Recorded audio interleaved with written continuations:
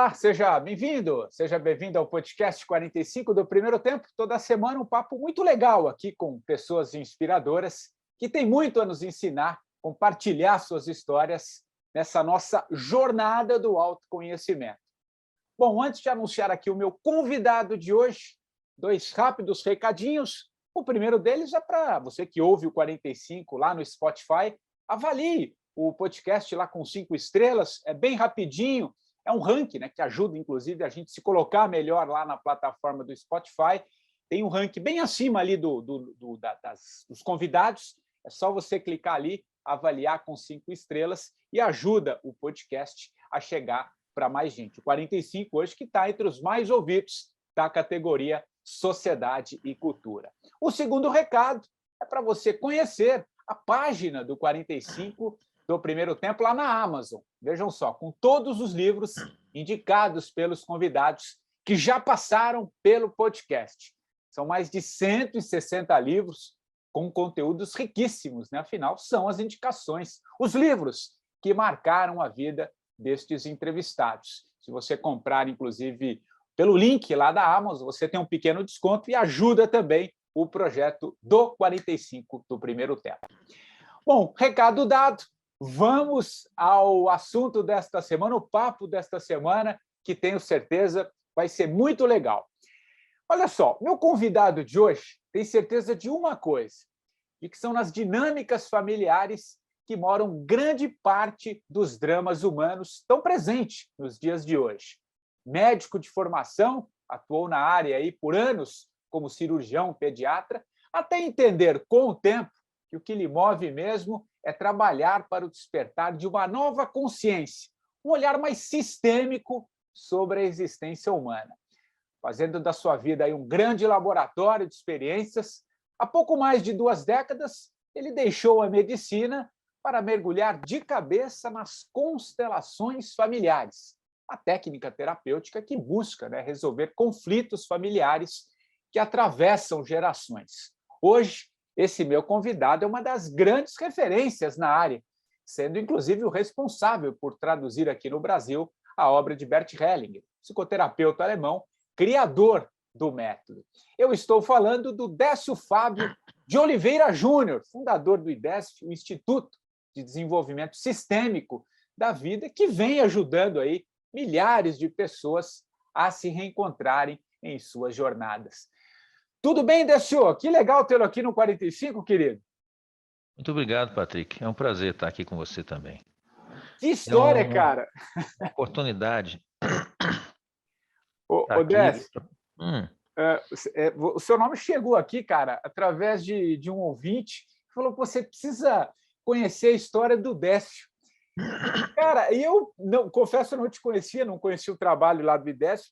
Conhece um pouco constelação familiar, né? Como a gente estava conversando aqui antes de gravar, cara. E aí eu fiquei encantado com a tua história, com o trabalho que você faz. Eu entendi um pouco o tamanho, o seu tamanho dentro do que representa a constelação aqui no Brasil. Pô, são mais de 2 décadas, né? Uma história riquíssima, cara. E, pô, tem muita. A gente vai falar bastante sobre isso, mas acho que a gente podia começar se contando um pouco a tua história. Você fez uma transição digamos assim, uma transição de carreira, não sei se é assim que você vê de alguma maneira, mas você foi mudando e entendendo e trazendo a constelação um pouco para a sua vida, cara. Conta um pouquinho essa história, essa jornada riquíssima que você foi aprendendo com a vida. Eu achei muito legal a relação que você teve com teu pai, com o nascimento dos teus filhos. Parece que eles foram se integrando e foram fazendo que você enxergasse algumas coisas até você ter essa carreira brilhante que você tem aí, ajudando muita gente nas constelações. Eu já estou falando demais aqui, cara. Vai, conta um pouco a tua história aí, vai lá. Bom, na verdade, é um pouco difícil falar sobre a gente, né? Eu gosto de falar e dar exemplos pessoais como apenas um meio de ilustrar o que a gente precisa fazer, porque eu realmente não acredito que alguém possa ensinar alguma coisa que ele próprio não caminhou em cima, né? Uau. Walk your talk é essencial. Para mim é difícil de imaginar uma pessoa que vai falar sobre dinheiro, por exemplo, sobre riqueza, e que, na verdade, é um pobre que não tem dinheiro nenhum, né? Perfeito. Alguém que vai falar sobre, sei lá, saúde, mas na verdade tem uma saúde péssima e não cuidou da própria saúde. Então, para mim, essa jornada que me levou até as constelações, e elas são apenas um dos elos que me trouxeram até aqui, foi uma jornada de iluminação mesmo, de compreensão de caminhos e daquilo que funciona e daquilo que não funciona. Eu nasci como uma criança, filha única de um casal, né? Meu pai era muito pobre e ele se tornou um empreendedor de sucesso lá nos anos 70. Meu pai tinha siderurgia, fazenda, tinha avião, né? Isso nos anos 70 era uma coisa indescritivelmente grande. E quando eu tinha 12 anos, meu pai perdeu tudo. Ele teve um revés sério na indústria que ele conduzia, houve um cancelamento de um contrato de um grande fornecedor, e ele perdeu literalmente tudo. E nós saímos vamos dizer assim, de um apartamento chique na zona sul de Belo Horizonte para ir morar no fundo do quintal da casa do meu avô, onde ele tinha construído uma casinha para a última filha dele, que tinha acabado de noivar, ela ia casar. Então nós sofremos uma queda social meteórica, né? Nesse, nessa sequência, minha mãe, que era professora, teve que voltar à atividade dela para poder sustentar as despesas da casa. Meu pai, que era um industrial, um sujeito, um alto executivo, mas não tinha instrução formal nenhuma, ele ficou alcoólatra.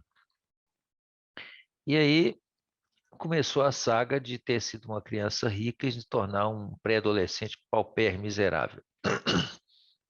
Eu tinha motorista para me buscar na escola e passei a ter que pegar um ônibus que terminava, o ponto final dele ficava ainda uns 500, 600 metros para lá, né? Eu ainda tinha que andar mais 500, 600 metros para chegar em casa. E eu não acho que eu estou exagerando se eu disser que eu era um menino muito fresco, né? Cheio de mania e trique-trique. E foi muito difícil esse hard landing aí na realidade, foi muito custoso, né? Eu era muito estudioso e achava que a escola era um ambiente altamente competitivo, onde eu tinha que vencer todas as batalhas. Meu pai dizia para mim que o primeiro lugar era bom, o segundo lugar não servia para nada, né? Então eu fui criado dentro de um ambiente assim, dessa forma, onde as relações importavam pouco e a excelência profissional, o conhecimento valia muito. E assim eu segui, né? Então, quando eu fui para a escola, eu voltei, saí de Belo Horizonte, voltei para o interior de Minas, eu fui para a escola com essa visão, né? Que eu tinha que ser melhor que os outros.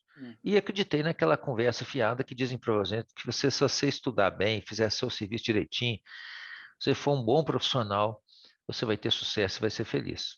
Então eu simplesmente abaixei a cabeça, comecei a estudar. E um dia eu estava chorando naquela situação toda, minha mãe me chegou e perguntou: o que que foi, meu filho? Eu falei: ah, mãe, vida, com perdão da expressão aqui, né? Às vezes eu gosto de um palavrão assim para reforçar as coisas, né? Mas eu dizer, Aqui é um podcast, pode falar, pô. é, Vai, fica à vontade. eu falei que vida Até porque eu sei que fodida, mano. você é bem solto nas suas conversas, isso que é É, legal, isso que eu achei porque interessante. tem alguns advérbios de intensidade, né? Que É, só um palavrão mesmo, que, né? Aí eu falei: ah, mãe, que vida fodida. Eu aqui, meus primos têm uma condição, pode ir no clube, né, tal, e eu tô aqui, não tem dinheiro para nada. Então ela falou: meu filho, então eu acho melhor você dar um jeito de ser uma pessoa capaz de produzir transformação, porque seus primos têm, mas você só tem uma alternativa, você tem que ser. E naquele momento eu entendi que minha mãe estava certa. Ela falou: ó, só tem essa cabecinha sua, você usa ela bem. Porque como você pode ver, a nossa volta não tem mais nada. Então se trata de ser uma pessoa que é capaz de produzir essa transformação. E eu fiz exatamente o que minha mãe me falou, né, mais uma vez acreditando que se eu fosse um bom profissional, aquela história toda, né, daria tudo certo. Então, eu mergulhei na escola com todo o meu afinco. Quando chegou, então, na época do vestibular, mesmo eu sendo um pouquinho adiantado na época em relação aos outros coleguinhas, né, eu passei no vestibular em primeiro lugar, na Católica para odontologia, e depois, daí 6 meses, eu passei em medicina para o segundo lugar. E na época era tão competitivo, continuei sendo, né? Muito arrogante. Eu lembro que eu cumprimentava meus colegas de faculdade, eu falava assim: meu nome é Décio, muito prazer, eu sou o segundo lugar no vestibular. Isso não angariou, obviamente, nenhuma simpatia de ninguém, e eu fui ficando à margem, né? E como acontecia na época na UFMG, muitas vezes a gente tinha muita greve, né? Então não foi diferente no ano que eu entrei. Teve uma greve que durou assim 6 meses, uma coisa terrível. Então já começamos entrando na faculdade atrasado, né?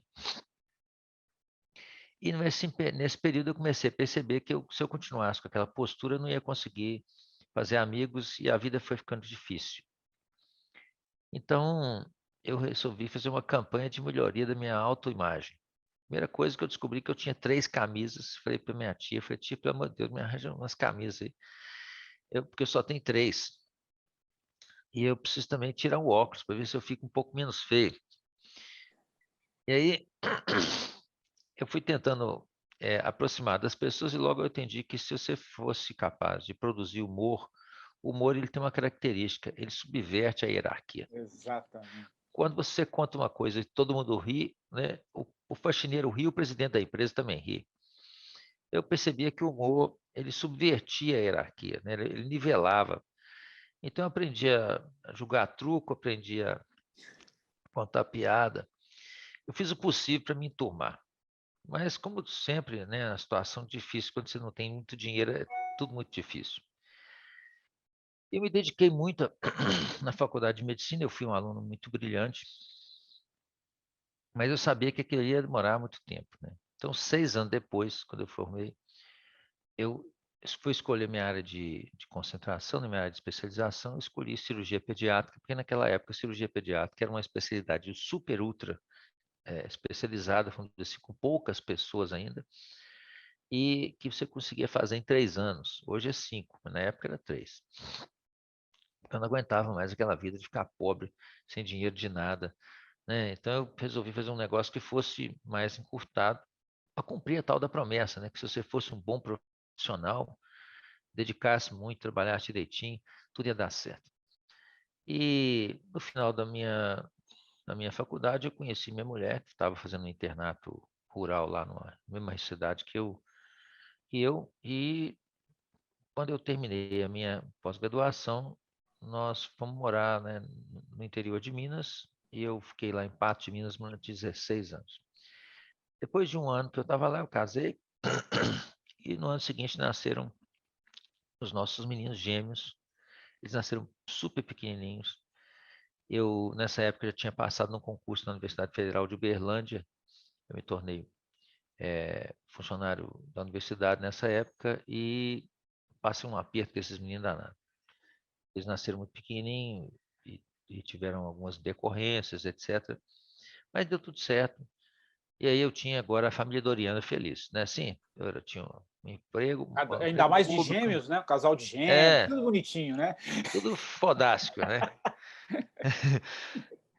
Então, isso ali é tudo maravilhoso, só que não estava funcionando, né? Eu trabalhava 90 e tantas horas por semana. A universidade na época, a UFO, né, a Universidade Federal de Uberlândia, entrou na era da fartura, começou a fartar antibiótico, fartar gente, fartar remédio, fartar vaga, fartar tudo. E logo em seguida eu sofri alguns processos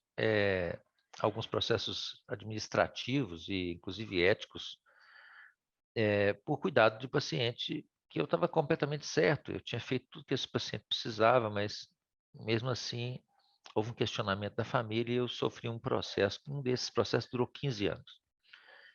Eu achava uma injustiça tremenda eu sofrer esse processo, porque eu era o cara que era mais dedicado e estudioso que eu conhecia na minha área, e mesmo assim não funcionava, né? Assim, eu trabalhava muito, eu ganhava pouco, eu sofria processo mais que os outros, eu parecia não ter alguma coisa de inteligência relacional, porque onde eu ia, eu caçava confusão com a equipe de enfermagem, com os colegas, eu era um cara, vamos dizer assim, bastante difícil. Eu virava às vezes para a enfermagem e falava assim: você é burro. Você não sabe cuidar do paciente. Eu prescrevi, você fez aquilo. Virava para o colega e falei, você é burro, você não sabe o que esse paciente tem. E por aí afora. Eu achava que a minha competência profissional era aquilo que bastava para ser feliz, né? Trabalhava loucamente, como eu disse, mais de 90 horas por semana, pau dentro, não importava se era dia feriado, foda-se. E apesar de tudo, quando meus meninos estavam lá com uns 3, 4 anos, eu já tinha 3, 4 anos, né, de nascimento deles, eu estava já com 6 anos de profissão, e o que eu sabia era brigar com o gerente, ou sempre qualquer autoridade que estivesse acima de mim, brigar com os colegas, porque eu achava que eu era melhor do que todo mundo. Eu realmente era muito bom, mas eu não ganhava dinheiro, não tinha paz de espírito. E aí aí foi a derradeira situação, quando eu comecei a ter problema com meu filho pequenininho, porque ele encrespava comigo. E não aceitava nenhum tipo de comando, né? Eu confuso com aquilo, devo confessar que eu nunca acreditei em psicoterapia, porque na época eu tinha feito uns 2 anos de psicanálise, não tinha adiantado nada. E quando eu mandava os pacientes para fazer psicoterapia, ou eles voltavam piores ou iguais, não resolvia coisa nenhuma. Então, eu era muito cético de qualquer tipo de ajuda transformacional, né? E, e eu lembro bem que, para completar isso aí, eu comecei a ter problema com a secretária de saúde do município onde eu trabalhava. Porque ela, eu questionei a maneira como ela estava gerindo o orçamento público de saúde. Ela falou que assim que ela assumiu, né, lá na prefeitura da cidade, ela disse que ela ia fazer isso, aquilo, outro, aquilo, outro. Eu falei, ó, dona, explica aí, onde é que vai vir o dinheiro para fazer isso tudo? Ela explicou. Eu falei, isso é ridículo. A prefeitura tem o mesmo orçamento de dinheiro que a Unimed da cidade tem. A Unimed tem um universo de pacientes 10 vezes menor e uma tabela só 3 vezes mais cara. Então, e ela não deixa ela deixa de fazer um monte de coisa.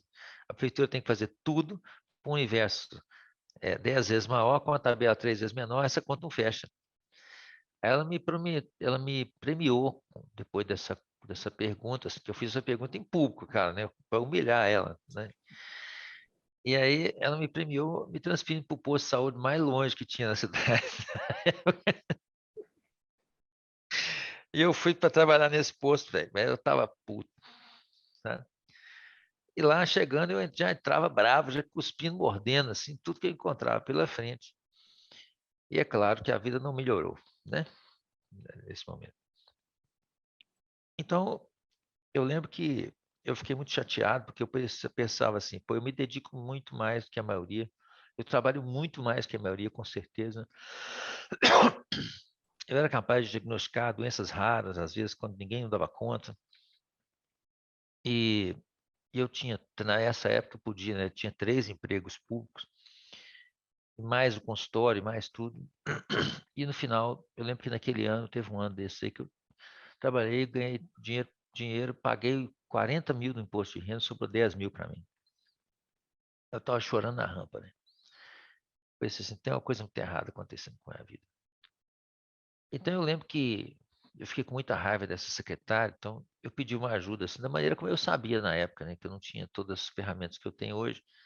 Mas eu abri a Bíblia, assim, pedi uma inspiração. Na hora que eu abri, assim, caiu numa página, estava escrito assim, e Jesus disse, amai os vossos inimigos. Aí eu fechei aquela Bíblia, quase chutei ela para lá. Mas Jesus fala isso porque eu não tenho os meus inimigos, né? Exatamente. Mas aí eu tomando, né, na vida, tá me dando um cacete, velho. Entendeu? E aí, eu acho assim, na vida você faz tudo por você, mas você faz mais ainda pelos seus filhos, né? Nós geralmente somos estoicamente resistentes ao nosso próprio sofrimento, mas nós não suportamos o sofrimento de quem a gente ama. E foi exatamente aí que foi a virada de chave para mim.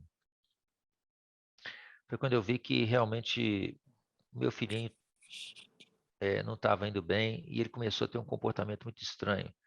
Ele vestia a roupa do Batman, ele buscava a janela, por exemplo, e falava que ia pular de cima. A mãe dele ficava doida, né?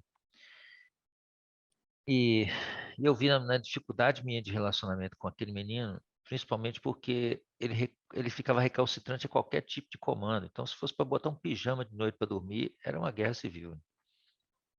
E eu vi, às vezes, a mãe dele lá terejando com aquilo.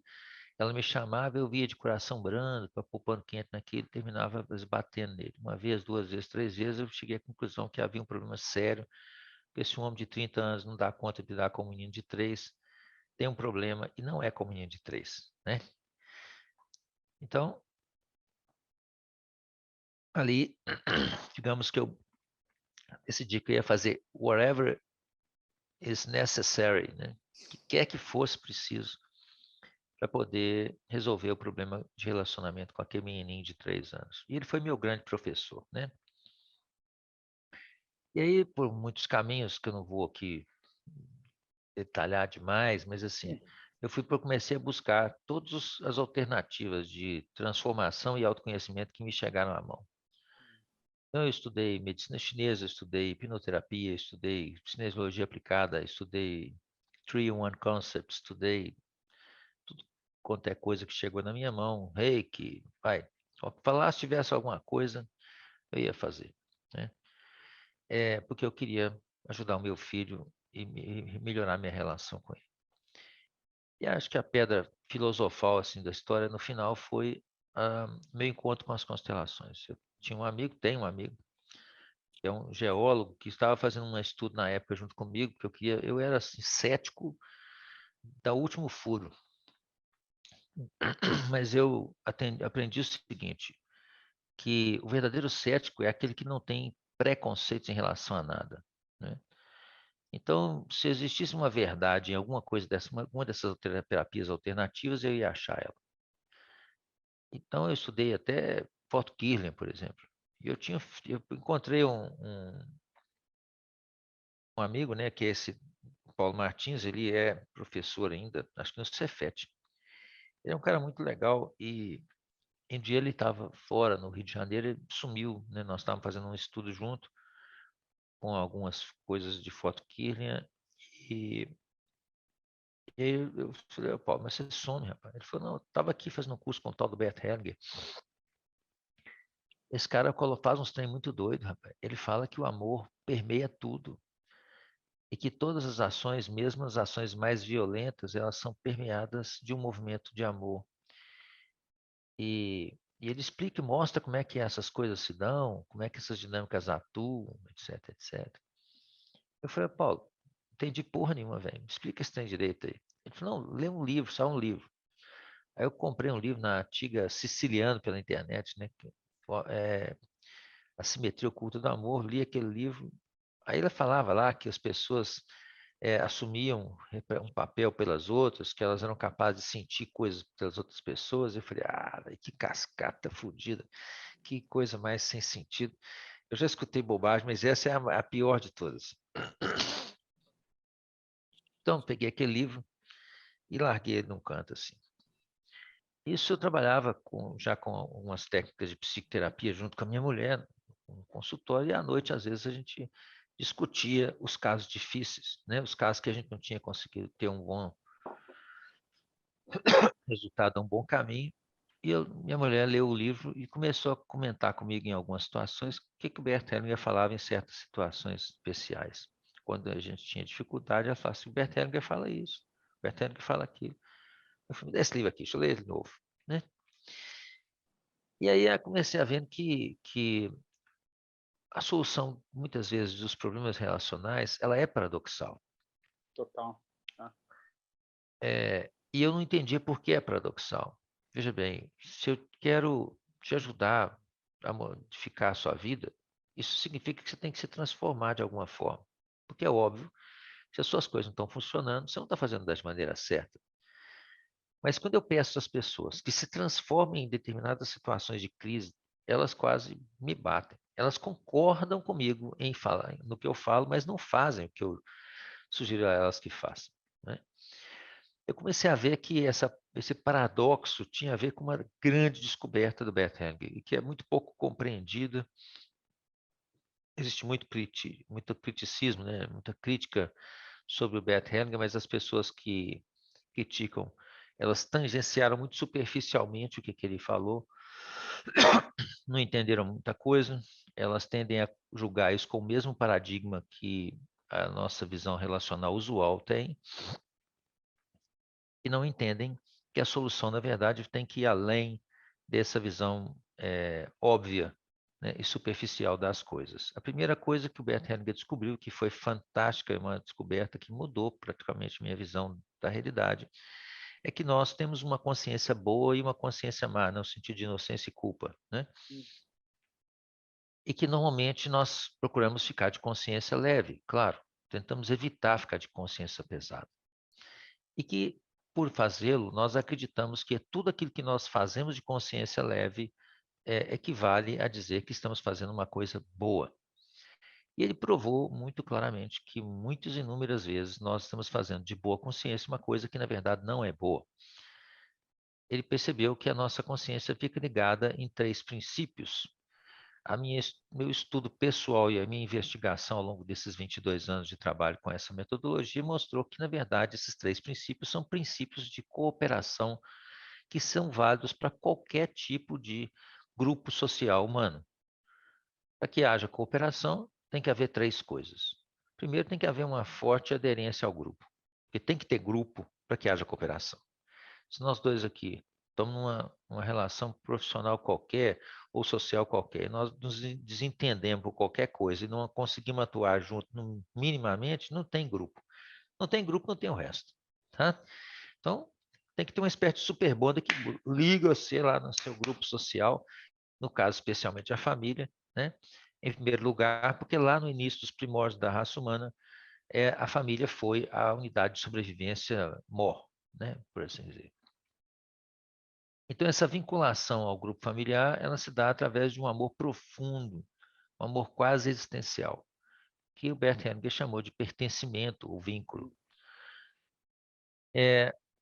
Um dos elementos essenciais, então, para a nossa consciência é essa sensação de que nós pertencemos. Isso significa que nós vamos tentar ajustar o nosso comportamento àquilo que o nosso clã ou grupo social determina como sendo comportamento de regra. E quando nós nos afastamos desse comportamento, tenderemos a ficar de consciência pesada. Então, isso faz com que muitas vezes, quando na sua família todo mundo é pobre e você seja rico, você vai sentir isso como consciência pesada. Embora ser rico em si não tem nada de errado. Né? Ou se você é um sujeito que tem uma saúde azaradamente muito boa e todo mundo da sua família é um bando de gente cheia de doença, então você vai sentir essa saúde como culpa. Embora, novamente, ter saúde não é uma coisa que seja ruim em nenhum sentido. O lado oposto é que muitas vezes isso leva o indivíduo também a agir de uma maneira ruim, de consciência leve. Por exemplo, se você está num meio social onde todo mundo é corrupto, né, ou não tem uma ética de trabalho, vamos dizer assim, adequada, você vai se tender a sentir que se você não tiver essa ética também, tudo bem, porque afinal de contas ninguém tem. Então, você fica de consciência leve fazendo uma coisa ruim. E foi aí que eu comecei a entender, né, graças às constelações, que haviam certos movimentos nessas percepções do Bert Hellinger, às vezes certos movimentos de repetição transgeracional que aconteciam de maneira sistemática. E pior, eu estava vivendo um desses movimentos de repetição transgeracional, com meu filho. Essa era a origem de tudo, né? Pude perceber que existia um negócio que Bert Hellinger chamava de postura, que é uma espécie de comportamento ou atitude inconsciente, inercial, que todos nós possuímos e trazemos à nossa família. Vou frisar de novo, a postura é esse comportamento inconsciente inercial que nós trazemos de nossa origem. Né? Isso significa que pedir à pessoa que ela modifique sua postura, se transforme, é, na verdade, pedir que ela modifique essa postura básica, inicial que ela traz. Como o comportamento humano é fortemente reflexivo, então o que acaba acontecendo muitas vezes é que aquilo que você tem à sua volta, em termos de efeitos sociais e profissionais, etc., nada mais é do que, em grande parte, não vou dizer absolutamente, mas em grande parte, um reflexo inercial também, inconsciente da sua própria maneira de proceder. Se você é gentil, trata as pessoas com carinho, com respeito, provavelmente elas vão tratar você também, não totalmente, mas na sua grande maioria, da mesma forma. Por outro lado, se você é agressivo, competitivo, um pé no saco, como eu era, as pessoas também me tratavam correspondentemente. Então, o que eu colhia era um efeito dessa postura, sem perceber, é claro, porque como a gente faz isso de maneira inercial, desde muito tempo, e ainda inconsciente, a gente só consegue ver claramente os efeitos, mas a gente não vê que é nós que estamos startando isso de princípio, não é? E foi aí que eu percebi, né, através de um evento específico, que foi a morte de um amigo muito querido, um anestesista que suicidou-se depois de ter feito uma espécie de pirâmide de empréstimos pessoais, né, anos antes das criptomoedas, né? Ele já fez isso pegando dinheiro de um para pagar o outro, tal, sendo que quando ele viu que aquele negócio não era sustentável, ao invés de encarar o que ele tinha feito, ele simplesmente suicidou. E foi muito doloroso ver o meu amigo ali morto, porque eu percebi que o meu pai também tinha causado prejuízo financeiro para muitas pessoas quando ele quebrou. Várias pessoas da nossa própria família, pessoas que tinham feito aval, né, de empréstimos dele junto ao banco, etc. E ele causou esse prejuízo e eu percebi que era mais ou menos a mesma quantidade de dinheiro, talvez mais dinheiro ainda no caso do meu pai do que no caso do meu amigo. E tendo visto meu pai passar durante mais de 20 anos por esse aperto e se tornado alcoólatra, ficar relegado socialmente a um canto e sofrer muito com o relacionamento difícil com a minha mãe, etc. Meu pai se tornou uma espécie de pária, né, social. Então, vendo meu pai passar aquele sufoco, aqueles 20 anos, eu me perguntei por que ele não optou pelo suicídio. Porque na minha cabeça, ele teria sofrido muito menos. E a única resposta que me vinha é porque ele tinha ficado vivo para mim, por mim e pelo meu irmão pequeno. Uau. Aí me deu uma vergonha do peru, velho. Né? Para o mundo aí que eu quero puxar a descarga e eu que eu sou a bosta que tá boiando em cima dessa privada. Fiquei pensando assim, puxa vida, que vexame. Né? E eu vi então aquilo que o Paulo Martins falou para mim lá atrás, né? Que o Bert dizia que todas as relações são permeadas de um amor profundo. Muitas vezes nós não conseguimos enxergar esse amor por trás daquilo que está É acontecendo. inconsciente, né? Às vezes é um. Então, por exemplo, quando a gente pensa no Bin Laden, né, e os atos terroristas que ele fez em 11 de setembro, a gente pensa só no ódio que ele tinha para os americanos, mas nós não pensamos no amor que ele tinha por outras pessoas do outro lado, que Por leva o cara a mais, fazer. por mais dicotômico, né? Paradoxal, né? Acho que é isso que você deixou muito claro, né? É interessante essa tua observação. Como tudo é paradoxal, né? Então pensa, o soldado não luta por ódio àquilo que ele está à É, frente, ele luta por amor àquilo que ele tem atrás, né? interessante isso. Então, esse movimento de amor profundo leva a conflitos que muitas vezes são insolúveis até que a gente esclareça esse movimento paradoxal. Né? Pessoas que lutam causas, de uma maneira geral, são pessoas amorosíssimas em relação ao lado e elas acham que atacando o outro lado elas vão resolver o problema. Exatamente. Então, foi aí que eu comecei a perceber que essa dicotomia ela só se resolve através de uma reconciliação profunda. E essa reconciliação profunda só se dá quando nós enxergamos o amor dos dois lados, para onde eles olham e enxergamos que a luta contra o outro não traz a solução. Se fosse assim, cada guerra que houve teria trazido a paz em sequência, e isso não é a Exato. verdade. Interessante. E foi assim que eu percebi que eu tinha que pedir uma desculpa profunda para meu pai. E quando eu voltei, então, para casa naquele dia do enterro do meu amigo, eu decidi que eu ia fazer isso, peguei o carro, eu detesto dirigir, mas eu dirigi 300 quilômetros, coloquei o meu menininho no banco de trás, fui até o meu pai e, em resumo, disse para ele, pai, eu vim cá hoje só para agradecer pelo fato do senhor ter ficado vivo para mim. É lógico que eu fiz isso chorando muito, né? Meu pai não entendeu muita coisa, mas para mim foi uma reconciliação profunda. Porque naquele momento eu suspendi todas as minhas críticas e agressões, vamos dizer assim, internas contra o meu pai. Percebi que por trás de tudo que ele estava fazendo existia um propósito amoroso, mesmo que eu não conseguisse ver isso em princípio. E quando eu consegui fazer isso com meu pai, comecei a perceber que eu conseguia fazer isso com muitas outras pessoas. E quando eu era capaz de enxergar esse propósito amoroso que está por trás daquilo que as pessoas faziam, eu era capaz de olhar para elas com um olhar menos judicioso. E quando eu era capaz de olhar para as pessoas com um olhar menos judicioso, eu conseguia perceber a natureza profunda do que atuava dentro de cada pessoa e como essas pessoas criavam, através de uma postura inconsciente, grande parte de seus problemas. Isso me tornou um ajudante muito mais respeitoso, muito mais amoroso e muito mais eficaz.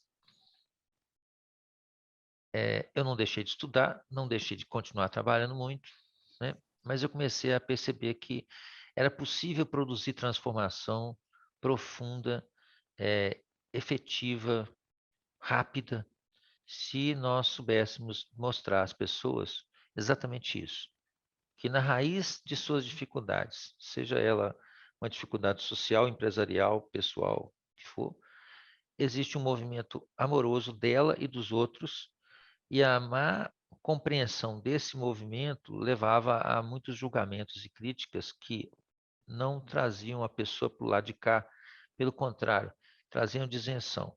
E que se a gente conseguisse fazer esse movimento ser percebido, muitas vezes nós conseguimos plantar reconciliação e cooperação, onde a maioria das pessoas só vê conflito e dificuldade e crítica e julgamento e bloqueio, etc, etc.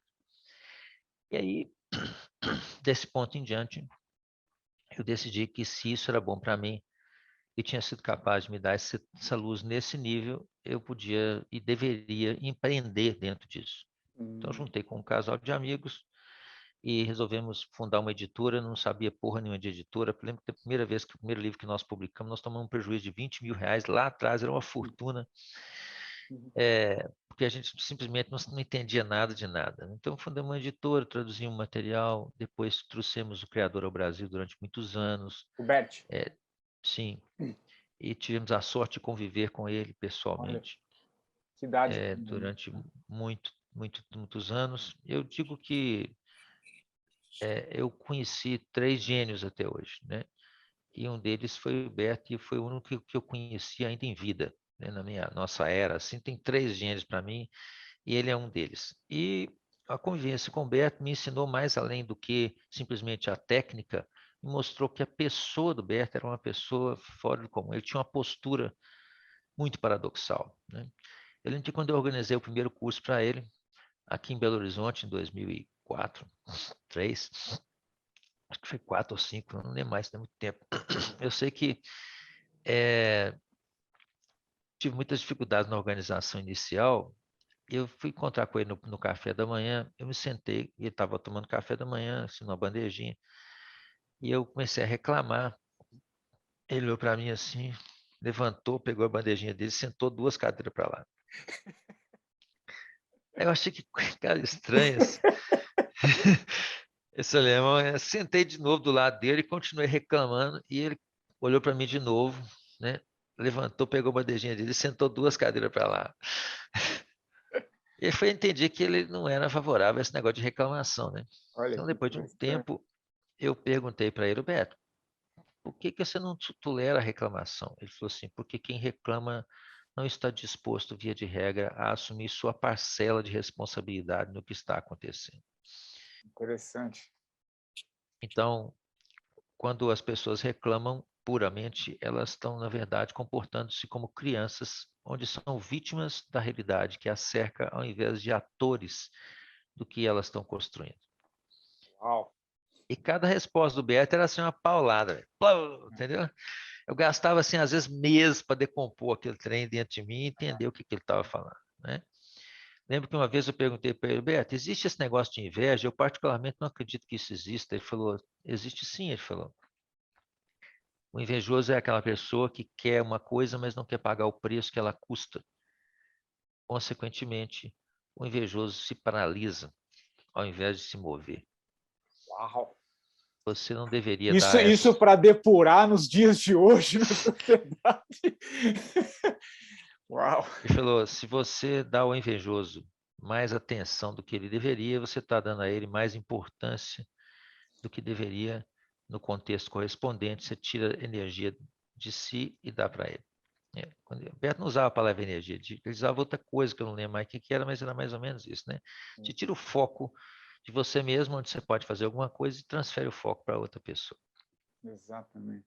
Então, às vezes, o Brecht falava uma palavra, eu gastava meses para poder mastigar aquele trem e produzir uma clareza correspondente a esses movimentos. E isso foi uma dádiva, né? E me tornou uma pessoa diferente. Eu comecei a enxergar que se existe uma situação onde você tem 99% de responsabilidade no conflito comigo e eu tenho 1%, eu preciso primeiro olhar o meu 1%, 1%. sobre qualquer Perfeito. ótimo. Porque é aqui que eu tenho a oportunidade de mover, é aqui que eu tenho a oportunidade de mudar. Então eu tenho que começar daqui, né? E se esse 1% às vezes muda aqui, talvez eu consiga mover um pouquinho da sua postura também para outro centro, né, para outro movimento. E eu comecei a ver que isso tinha aplicações muito amplas, né? Isso tinha aplicações para a área da medicina, para a área dos relacionamentos sociais, para a área da educação, para a área da consultoria de empresas. E essa visão me mostrou também que, na maioria das vezes, as pessoas têm uma resposta simples, direta e clara para alguma coisa e completamente errada, né? Exato. Quando você vai explicar o que está acontecendo, as pessoas sempre têm uma resposta simples, direta e clara, mas aquela resposta tem nada a ver com o que está acontecendo, Nada, tá? nada. Normalmente nada. Isso. Então, É. passei a concluir que se eu queria realmente ajudar as pessoas, eu tinha que ajudar elas a olhar para dentro delas e mudar essa postura inercial, né, transgeracional que elas trazem. Isso me mostrou que, inúmeras vezes, o grande problema que nos dificulta encontrar uma saída tem a ver com o nosso, não apenas com o nosso paradigma de crenças, mas, como eu disse, com essa atitude básica inercial que a gente traz diante, e que nós muitas vezes não estamos conscientes dela. Então, Normalmente. quase sempre, hoje, depois eu devo ter uns 3 mil alunos formados em constelações, eu tenho uma empresa de consultoria de sucesso já há 17 anos, e já tivemos e temos clientes de consultoria de grandes, pequenos e médio porte. Ao longo desse tempo, nós somos capazes de ajudar inúmeras pessoas a encontrar saídas que pareciam, em princípio, impossíveis, né? Essas transformações quase sempre exigem um olhar respeitoso, um olhar inclusivo para aquilo que está se passando à volta das pessoas e não uma nova guerra ou uma nova acusação contra as outras pessoas. O fato de que as constelações recebem agora uma crítica, para mim, é uma coisa assim surpreendente, porque quem conheceu o Bert Hellinger e conhece verdadeiramente o trabalho original, simplesmente não entende o que as pessoas estão falando a respeito das constelações, porque o que elas estão falando das constelações não é o que as constelações são. Exato. Às vezes é uma interpretação que elas fazem, né, sobre algo que às vezes não assenta, né? E aí desqualifica. Mas acho que isso é um padrão, né? Não, o pior não é isso, não. É que é o seguinte, a maior parte das pessoas que se denominam consteladores também não tem a menor noção do que estão fazendo. É um pouco Então, aquilo que você falou no começo do nosso papo aqui. Às vezes o cara tem uma vida, quer falar sobre uma outra coisa que, na verdade, ele não é. Né? Ele não. É aquela velha história, né? Acho que é uma copla, né? Sabe aquela coisa que não encaixa? então o fato é que as pessoas falam sobre coisas que elas não praticam, falam sobre coisas que elas não viveram, falam sobre coisas que elas não compreenderam, que elas não vivenciaram, que elas não, né? Então aí fica difícil. Mas basicamente isso me permitiu produzir uma profunda transformação, né? Me reconectar com muitas das minhas origens. Eu tenho cidadania portuguesa, porque meu bisavô era português. Eu fui a Portugal, montei um negócio lá, transferi um pouco de capital para lá para poder ter um pezinho em Portugal. Meu filho está morando lá atualmente, esse mesmo menino que deu essa trabalheira aí toda. Olha que interessante. E com o início da pandemia, também nós começamos a ter uma presença digital maior, porque eu, na verdade, até então eu recusava a me expor na internet, porque eu sou mineiro e eu gosto das coisas assim, sob o radar, sabe assim?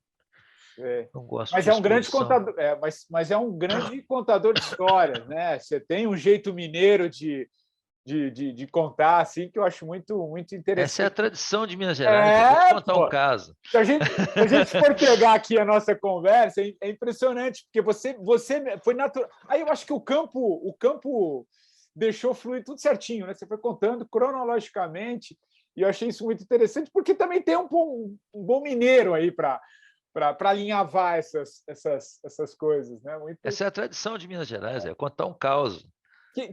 Só uma dúvida, você deixou a medicina, que ano que foi? Que você falou, virou a chave assim, ó, Eu vou para a comecei a constelação. trabalhar, eu comecei a trabalhar com consultoria, com essas outras atividades, por volta do ano de 98, mais ou menos, 99.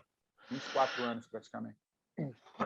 E parei de operar definitivamente em 2008, 2009, mais ou menos, quando eu mudei de Patos de Minas e fui para Goiânia, né? Onde eu mudei porque eu precisava de uma escola melhor para as crianças e precisava de uma cidade que tivesse avião, porque essa atividade minha de sempre estar dando consultoria, trabalhando com isso, exigia, né? Isso, então foi há mais ou menos uns 14 anos atrás que eu deixei de operar definitivamente. Mas eu ainda pago o CRM, porque de vez em quando eu ainda tenho que prescrever algum remédio para os amigos, né? É, Mas a minha atividade profissional mesmo, ela está muito ligada hoje à atividade de consultoria, consultoria. a vários negócios que eu possuo hoje, inclusive negócios imobiliários, e a própria atividade de ser um ajudante profissional, né? Você que traduziu, a tua editora que traduziu toda a obra do Bert aqui para o português, né, para o Brasil, é isso? Toda não, Mas uma boa é, parte. eu diria que 70%, 80% da obra foi traduzida pela nossa editora, né? Eu não falo alemão, embora eu tenha estudado um pouquinho, mas uma das a nossa sócia na editora, ela era exatamente intérprete de alemão, e nós tivemos a boa sorte de contar com a ajuda de outros tradutores importantes, né, do Tarcísio, do Newton, que é um amigo pessoal do Beto, que também traduziu várias das obras dele. E nós tivemos realmente o mérito de arriscar ou acreditar nisso, né, quando ninguém acreditava, porque na época eu lembro que a editora gastou assim tranquilamente uns 10 anos para poder pelo menos atingir o ponto de equilíbrio. Antes disso, a gente simplesmente pagava a conta para poder fazer com que aquele material chegasse até as pessoas, né? Agora, a constelação hoje, e está muito ligado também ao teu trabalho, o trabalho da editora, e tudo isso que você vem permeando aí nos últimos anos, cresceu muito, né, Décio? Sim, por mais que ainda você trouxe há pouco algumas críticas que existem, né, mas já entrou no judiciário de alguma maneira, ainda que tenha algumas resistências, mas já está lá. Aqui mesmo no podcast já passaram 3, 4 nomes que estão ligados também à constelação, quer dizer, tem um papel muito importante, né? E como é que você vê isso também no desenvolvimento da própria pessoa, né? Quando ela entende um pouco essa teia da própria vida, né? Nessa hierarquia, né? Que tem da própria existência mesmo, né? É transformador, né? Porque é muito Eu interessante, acho que o né? que é transformador mesmo não são as constelações. Vou explicar. É, Eu era cirurgião, lembra? tá. E, e eu pude perceber que existem inúmeras terapias disponíveis, né? Por exemplo, cromoterapia, aromaterapia, né? Enfim, psicanálise, tá certo? Essas abordagens todas, elas não são científicas e muitas vezes seguem métodos que vão, inclusive, contraditoriamente uns É, aos outros. Se você lê um pouco, por exemplo, da abordagem, por exemplo, da Gestalt, né, ou do psicodrama, ou do processo Fischer-Hoffmann, por exemplo, que são procedimentos que apregoam, por exemplo, uma certa hostilidade com os pais. Você tem que matar, entre aspas, os pais dentro de você, né? Freud, né? Freud já dizia isso, né? Então, aí, e quando você vai para as constelações e você mostra que lá você tem que, na verdade, reconciliar com esse aspecto dentro de si, isso parece ser uma coisa contraditória. Como é que isso pode ser verdade e isso aqui também? Então, ao longo do tempo, eu descobri uma coisa muito surpreendente, que eu vou contar só para você aqui, só nosso Só para segredo nós aqui. dois aqui, vamos lá. A verdade é que, desde que eu compreendi o conceito de dissonância cognitiva, eu percebi que a maior parte das pessoas mente pra caramba para si mesmo a respeito de suas coisas, né? Existe uma historinha que todo mundo conta sobre sua própria vida, e nessa história ele é o protagonista bonzinho, e o restante do mundo é que é um cruel, sanguinário agressor. E, poxa vida, então isso significa que nós gastamos uma quantidade enorme de tempo e energia e foco sustentando uma narrativa onde nós somos bons e vítimas do cruel destino. Isso não é exceção, eu não vejo exceção sobre isso em nenhum aspecto, né? A minha Humano mesmo. percepção É humano mesmo, né? se você então perceber isso, você vai entender que grande parte do nosso espaço interno consiste em validar nossas próprias percepções e ações como sendo boas e invalidar a do vizinho. Muito bem. Só que existem 3 versões da história, né? A minha, a sua e a verdadeira, né? Assim? Exatamente, exatamente. Então, o que eu pude perceber é como é que, por exemplo, o processo Fischer-Hoffmann, que é um processo que fala que a gente tem que ir contra os pais, coaduna-se com a constelação que fala que a gente tem que reconciliar com eles, né? O que eu descobri é que quando as terapias, de uma maneira geral, elas produzem uma desestabilização dessa verdade interna, né? Essa narrativa interna, quando elas nos tiram desse movimento de dissonância cognitiva, e eu estou usando aqui o termo dissonância cognitiva segundo a base do criador do conceito, que é um psicólogo americano, né? Explica para quem está nos ouvindo o que é a dissonância cognitiva, que acho que é legal, porque às vezes alguém não vai captar para continuar na própria explicação. Bom, vou aqui, eu não lembro nem o nome do cara aqui, deixa eu lembrar aqui, dissonância cognitiva foi um conceito criado por um sujeito chamado Leon, como é que é o nome dele? Leon Festinger, tá? Tá. Ele fez algumas pesquisas nos anos 50 com um guru de uma seita escatológica, dessas que promovem o fim do mundo, falam que o mundo vai acabar e tal. E aí ele descobriu que esse cara estava enganando o pessoal dele, né? Os fãs dele, os seguidores dele, dizendo que o mundo ia acabar e fazendo com que as pessoas contribuíssem com todo o seu dinheiro, vendessem a casa, o carro, etc., para a seita dele lá, dizendo que numa data determinada o mundo ia acabar. E aí, quando a data chegou, né, lógico, o mundo não acabou, ele pensou, agora os caras vão matar o guru. Quando eles se derem fé de que foram selvagemente abusados por ele, né? E uma data preconizada, esse guru chega lá no grupo e diz assim, bom, o mundo não acabou, e sabe por que não acabou? Porque vocês, com seu ato de caridade, etc., fizeram uma transformação no mundo tão grande que Deus desistiu de acabar com o mundo. E ele pensou, agora é hora que eles matam o cara. E aí eles correram em direção ao guru e ele pensou, agora eles vão dar uma facada nele. Eles puseram o guru nas costas e fizeram, né, uma ovação com o cara. E continuaram sendo seguidores ainda mais fervorosos. Então, Festinger propõe que quando nós queremos, por razões emocionais, acreditar em alguma coisa, nós imitamos a lorota lógica ou racional do tamanho do mundo para justificar. Ou seja, quando a gente quer acreditar em uma coisa, nós simplesmente inventamos ou selecionamos de todas as narrativas possíveis ou os fatos existentes aqueles que apoiam a nossa visão. Aliás, outra coisa mais do que atual hoje, né? cada um tentando achar e justificar as suas próprias, enfim. Mas desculpa interromper, quero muito entender o processo todo. Exato. Então, pelo fato da existência dessa dissonância cognitiva, as pessoas, na verdade, buscam apoiar sua narrativa da forma como quiserem. Só que isso nos afasta da percepção da realidade, certo? E o que eu percebo é que as terapias, de uma maneira geral, elas têm, não importa qual seja o viés, a tarefa exatamente de criar esse choque, essa desestabilização dessa narrativa interna. De uma maneira que a pessoa esteja disposta a abrir mão dessa narrativa e ficar um pouco confusa, e depois desse estado de confusão, ela buscar uma nova concepção de realidade, não mais através da narrativa interna, mas de uma percepção do que se passa factualmente no mundo à sua volta.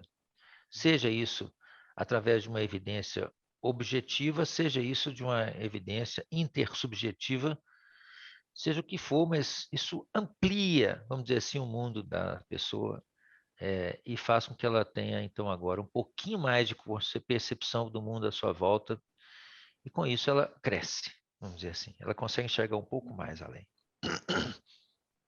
Então, eu pude perceber que pessoas que faziam psicanálise diziam que melhoravam, pessoas que faziam aromaterapia melhoravam, pessoas que faziam cromoterapia melhoravam, pessoas que faziam Fischer-Hoff melhoravam, que faziam Gestalt melhorava, constelação melhorava.